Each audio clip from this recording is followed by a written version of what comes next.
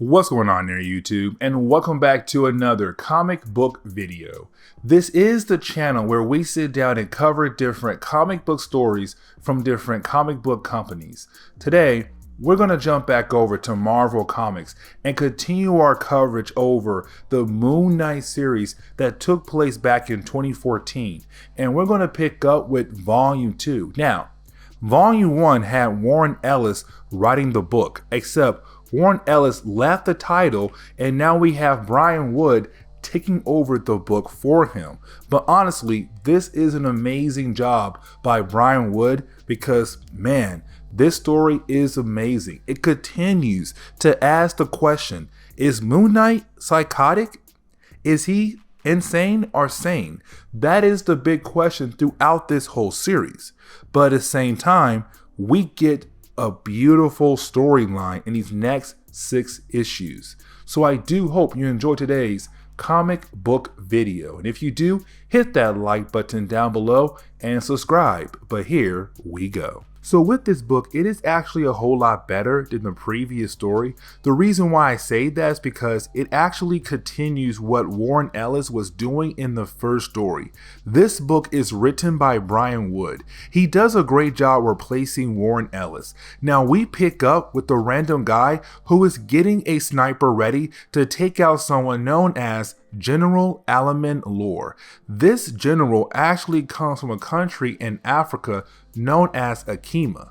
Akima had their first election and was added to the United Nations, except he is going to address the United Nations. The reason why is because there are some accusations that this man had brought a lot of death because there was a war. He was one of the 2 people fighting in the war. So the question is, will this man make Akima better as a country or make it a whole lot worse? Either way, this sniper is stopped by Mr. Knight. Something to remember is that at this moment, Marvel was trying to paint a picture that maybe Marc Spector, who is Moon Knight or Mr. Knight, is not actually crazy. At first, Marvel was saying he had multiple personality disorder, but then his doctor tells him no, he has brain damage. That is why he has so many different personas. Also stating that his brain damage made him believe that he is an avatar for Khonshu, that he wasn't brought back to life by Khonshu, but maybe some kind of alien tech really. Either way, while Mr. Knight is fighting against the sniper who is trying to kill the general, well, that is when you have the sniper actually release an EMP to kill all of the lights in the city. But of course, you have Mr. Knight continue to hunt down the sniper, hoping to be able to stop him from killing General Alaman Lore. Now, of course, Mr. Knight begins to ask the sniper why he is doing this. Of course, you have the sniper tell Mr. Knight that he is doing this for honor and, of course, freedom.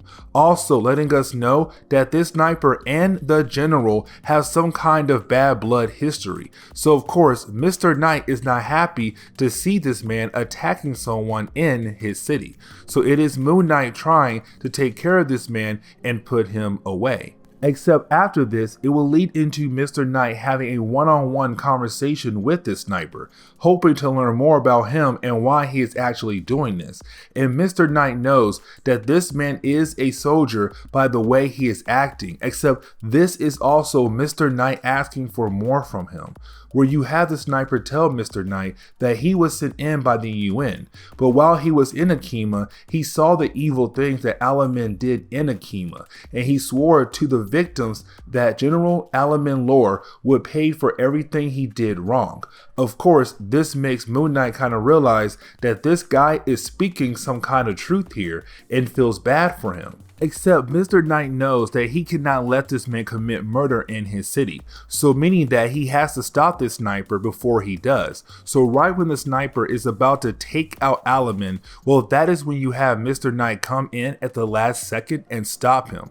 But Moon Knight does see that the sniper was on the phone with someone. The question is though, who? That is when we dive into the overall plot of this story, because the person this sniper was talking to was Marc Spector therapist, the one who said that he does not have multiple personality disorder, that he had brain damage. So now the question is, Why was the sniper talking to her? But the story doesn't dive into that problem right off the bat. Instead, we have to jump over to a new problem.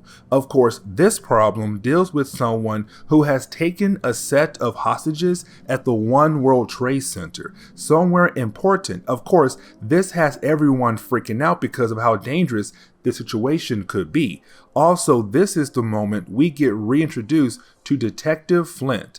Flint was this detective that Mr. Knight had made some kind of deal with, where Mr. Knight comes by to help out with the police on certain cases. In this book, he actually plays a bigger role than he did in the earlier story. But of course, it let us know that this is a big situation and means that Mr. Knight, or Moon Knight, is going to be involved very soon. Speaking of Moon Knight, he is in his Moon Knight gear, and we see him breaking into the World Trade Center. This is huge because the cops had everything on lockdown and no one was supposed to go in. This is the moment that makes you wonder again if Moon Knight is actually insane in a way, because he tells Flint to call him Mr. Grant. That is the name of one of his other personas, Stephen Grant. But we see him breaking in and hoping to stop this guy who took people hostage before the feds come in and take over. This is the moment we get our first look at the bad guy of this chapter and what is his plan for doing all of this. First thing to mention is that he has some kind of bomb on him, strong enough to blow up at least 10 blocks in the city, which is very huge. Now, the reason why he is doing this is because he is just angry at the government. So it is one of those, I'm mad at the government and I want to make them pay for what they did to America. And so I am going to blow up a part of one of the major cities in America, which of course is New York in this story. But yes, that is his big plot right now. Now, once Moon Knight is in the building, you have Flint tell Moon Knight that, hey, listen, the FBI is going to take over very soon, meaning that they will soon be in charge of everything. So Moon Knight needs to stop this man now before the FBI moves in. But you have Moon Knight ask Flint to do one thing, of course, to call his doctor. And Flint doesn't answer back with a response to that, like, kind of weird. This is the moment you have Moon Knight being able to find the bad guy and plan on how he is going to take him down.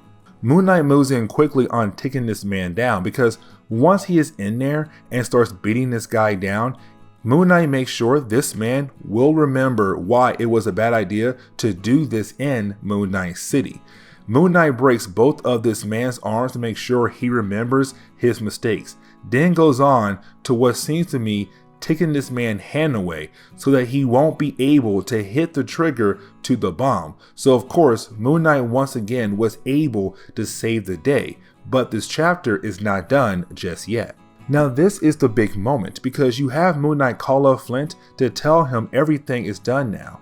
Moon Knight has the bomb and he is going to bring it to Flint. Now Flint tells Moon Knight that he did call up Moon Knight's doctor, except when he did, Moon Knight's doctor, which I should tell you her name now because she is going to be very important. Her name is Elisa Warsame. She was the one who told Moon Knight, hey, you don't have multiple personality disorder, except she tells Flint that Moon Knight has been dodging her help and thinks that he is a danger to himself and others. So she thinks the police should bring him in. So Flint tells Moon Knight that he has to be brought in, except this is the moment she tells Flint that Marc Spector does have multiple personality disorder, the opposite to what she said in our last Moon Knight video. Moon Knight was able to get away and he went on to his home to basically talk to Khonshu, to tell Khonshu that he was betrayed. Something else to mention is that Khonshu is the moon god from the Egyptian mythos. Marc Spector, aka Moon Knight, became the avatar for Khonshu to do his bidding. Either way, this is the moment Khonshu and Moon Knight realize they were betrayed by Marc's doctor, Alyssa. So in the opening of the third chapter, we actually pick up with Marc Spector visiting his doctor, Alyssa. This is him trying to make sure that she tells him everything that she is up to, that he knows that she is hiding something. His last two cases, she has somewhat been involved and wants to know why. This is the moment where they begin their session. You have them go in the mind of Marc Spector, where she gets to see him wearing the Khonshu armor that we saw back in our last video. She is trying to learn more about him, but also he knows that he can't just let her control this whole therapy session. He knows she is hiding something, but he doesn't know what she is hiding. She tells him that she is not hiding anything from him, but you have Marc Spector ask her to let him take control of this session. Use the same trick that she is using on him to use on her, letting Moon Knight get the chance to learn what is the big secret she is hiding. This is the moment we learn that Alyssa is actually from Africa. She is from the country known as Akima. So tie into the first chapter of this video, where that sniper Moon Knight stopped who was trying to kill Alamin Lore, who was also from Akima. This is the moment we learn that Alyssa's whole family was killed. She is telling Moon Knight that Lore, Alamin Lore, went to her village and killed everyone. The only reason why she lived is because she was out getting some water and nowhere near the village. She knows it was Lore because he drove by her heading towards her village to kill everyone and burn everything, except Alamin Lore crimes were swept under a rug, and he was able to become the leader of this nation. Moon Knight tells her that there is a better way to deal with this problem. Try to expose Alamin Lore in different ways. But thing is, Alyssa is not listening and decides maybe she should show him something and make him relive the whole moment where her family got murdered. Except since they are in this mind session and she's making Marc Spector go through what was the worst moment of her life, these militia guys are now attacking Moon Knight in this memory. It is her showing him how bad it was because some of the soldiers who did the killing were just some young teenagers being forced to fight in the Akima War. Moon Knight understands that if she kills Lore, it will bring her peace, but could make things worse for Akima. They could for sure lose everything they have built up in that country. So what Alyssa does next, she expands this session by showing him other people out there who are war criminals all across the world. Then she brings them back into her memory, where it is the moment her sister and her mother is about to be killed by Alamin Lore. So Moon Knight is actually trying to stop Lore from killing those people, even though Moon Knight knows he can't do it. Moon Knight knows that he will actually fail at doing this because none of this is real at the moment. But he snaps out of it because he knows that she was trying to convince him to join her side and actually go kill Lore for the crimes he did. Except that is the moment she tells Marc Spector that she was not trying to recruit Moon Knight. That actually she was trying to recruit Khonshu, become the new avatar for Khonshu, and then go on to do his bidding across the world. Where Marc Spector thinks he is still in control because this is the moment he says that he thinks that himself was Khonshu, or Khonshu was just something else inside of him, except Khonshu wasn't. And now Khonshu leaves Marc Spector behind and makes Alyssa the new avatar. When Marc Spector wakes up, well, that is the moment he realized the doctor is gone, and he wonders where she has gone. He does go to her desk, and that gives him some information about where the doctor could have gone to. The problem is that she planted a bomb hoping to kill Marc Spector. Marc Spector does try to call in his other personas or try to call in Khonshu to help him.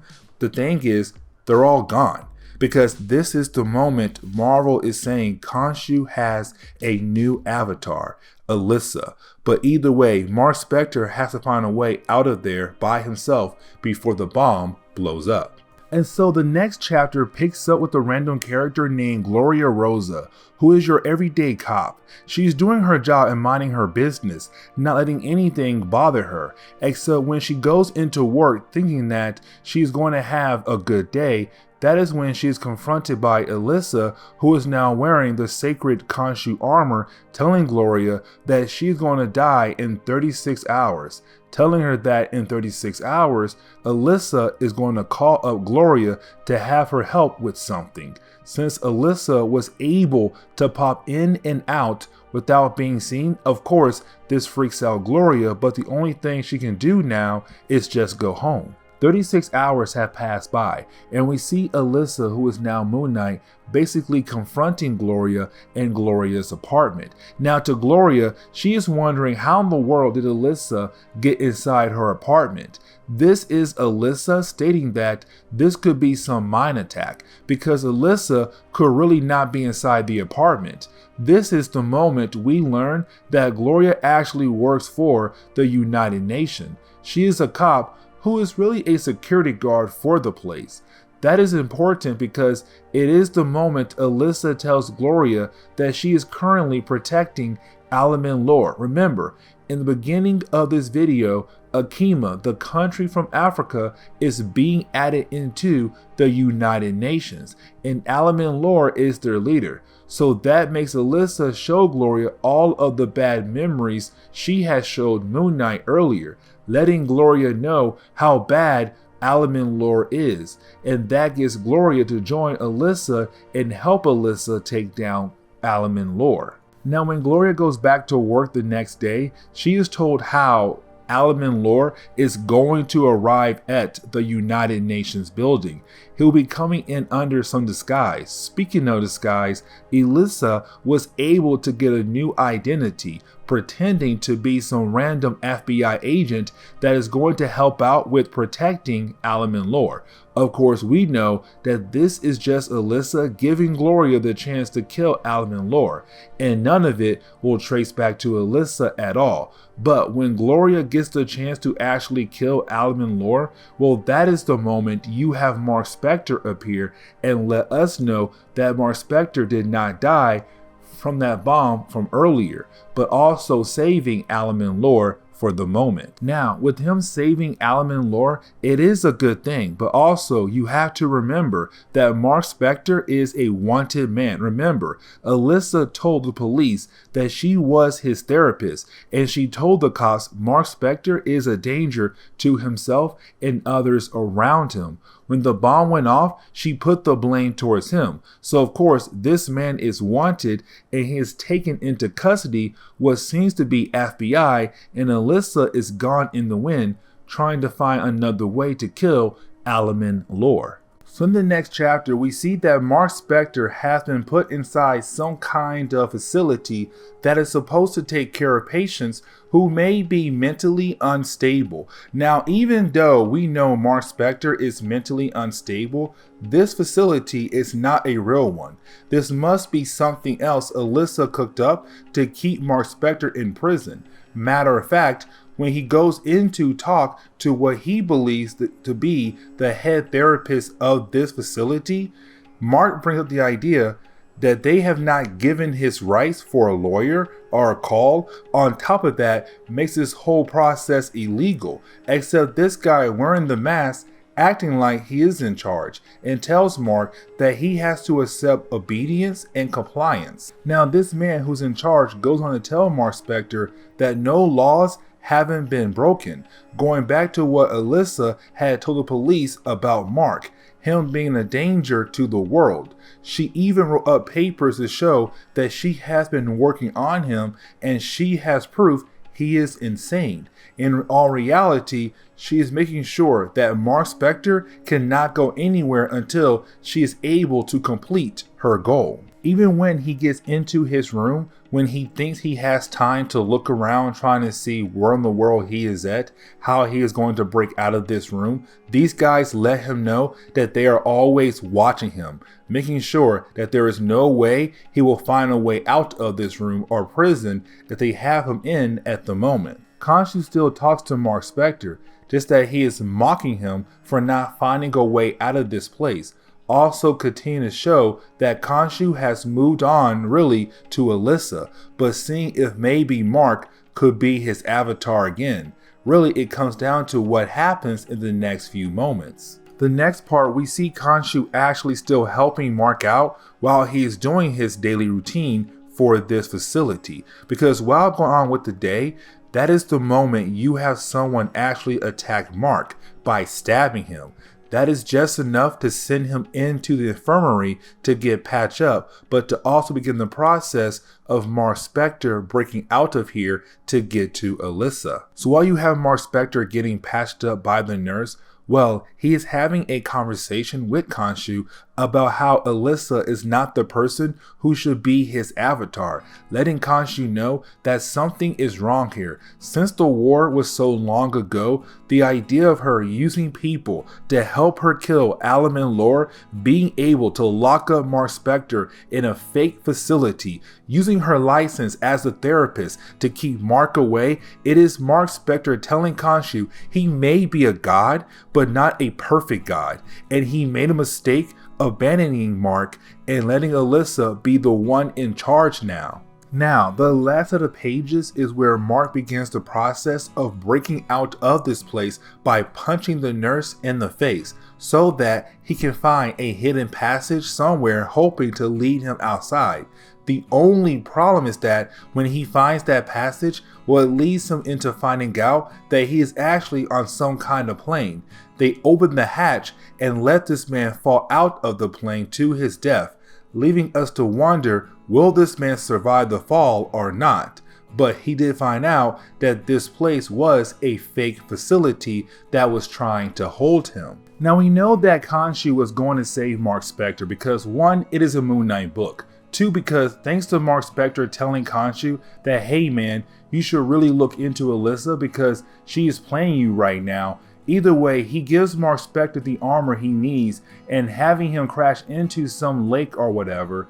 Later on, he is then pulled out by some fishermen, but this is going to begin the process of Marc Spector going after Alyssa, hoping to stop her, but he needs to do a few things first before he is able to actually stop her. The first person that Marc Spector calls up is a blogger, and if I remember correctly, she does not have a name. She is just some kind of blogger, but he is going to use this blogger as a way to get the word out of what Alyssa is doing. He tells her that he has the money in hidden places to pay for all the expenses he needs from this blogger, except he needs to get this story out and other people involved to help him take out Alyssa. We then see that Alyssa had hired some guards and was able to grab Alan and Laura to complete her revenge. You also have Khonshu kind of playing mind games on him to make this man freak out even more. At the same time,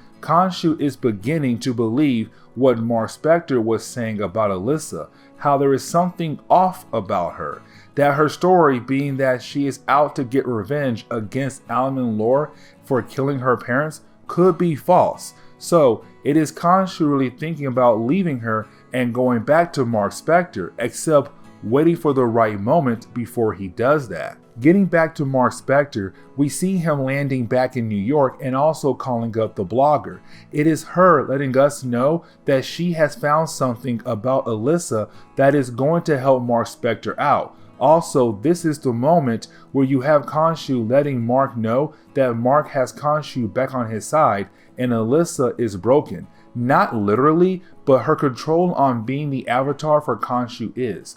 You have Khonshu explaining that she has already lost her support, meaning the guards she had watching Alan and Laura, so now it is just her and him in a room. This is where we learn what the big secret was when it comes to Alyssa, that she was never poor at all, that in reality, she was actually rich. Her dad had all of the money, except her dad was part of the process where the Danish warlords put her father in charge of the Akima country. He would then sell all of the resources to the Danish, which bled the country dry. That, of course, led to a war, and Alamin Lor was part of the resistance trying to free the country. Of course, he was able to do that, but he's also holding all of the money Alyssa's father had, and that is what she wants from him. The way the book ends, it is more of Marc Spector trying to get there before Alyssa is able to kill Alamin Lor. At the same time, we see that while she's about to pull the trigger to kill Alamin Lor, we begin to see the true memories of Alyssa the night her parents died, because Alamin Lor men and him came there to kill her father for all of the wrong he has done over time. At that moment where she is choking him out, and it looks like she's about to get everything she wants, you have Marc Spector being able to get there and actually stop her right at that moment. And the book ends right there. And with that being said, this is where we're going to end today's comic book video. So please hit that like button down below and subscribe. Also, if you have any suggestions on books I should read, well, please let me know in the comments below, because you never know, your suggestion could be a future video down the road. But I do hope you enjoyed today's comic book video.